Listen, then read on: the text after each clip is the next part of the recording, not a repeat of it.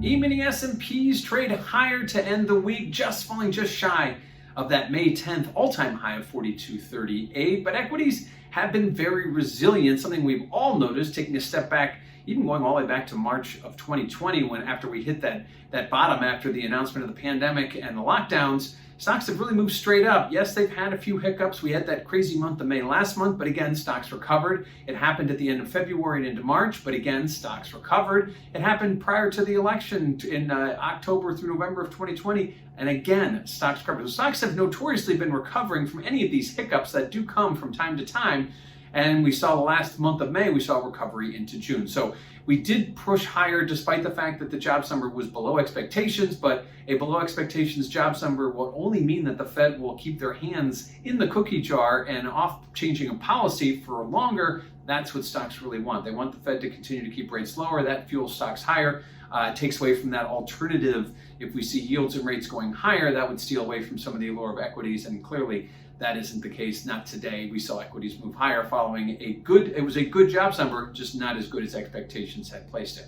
Now, what does that mean for volatility? Well, if you check out volatility, it has been in a decline. We've seen moments, like as I mentioned, that crazy month of May or that period in March or even back prior to the election, we did see spikes in volatility, but they're very short-lived. We aren't seeing any sustained periods like we saw back in March of 2020, and this was no different. We've seen volatility come down since the market has started to rally back from that crazy May, and actually is going to be hitting near the post-pandemic lows. So at this point, volatility not a factor as equity indices continue to move higher. What do we have next week? Well, next week we have a muted calendar. We've got very few pieces of economic data, no Fed speakers, given the fact that we have June FOMC coming up on June 16th, but we do have inflation data via the CPI. That will be key. Obviously, inflation, a big part of the talking point here when we're looking at what the Fed may or may not do. Inflation has been running high, expectations have been running high, but when you couple that with a jobs number that isn't so high, that's where you get that tug of war. Equities looking at the fact that the Fed talks about inflation as being only transitory and will focus on the jobs component. That will keep the Fed at bay, at least will keep them from changing or talking about changing anything with policy. So CPI could be very important next week. Likewise, we'll get the claims number. That is something that we look at week in and week out. And we'll kind of start talking more about what's going to happen at the June FOMC after we get some of this data. What will the Fed do?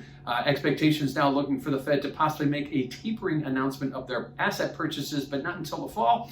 Unlikely that we'll see anything of that sort at the June FOMC, especially after this week's less than stellar jobs report. A good jobs report, again, just didn't meet expectations. So equities just keep pushing along.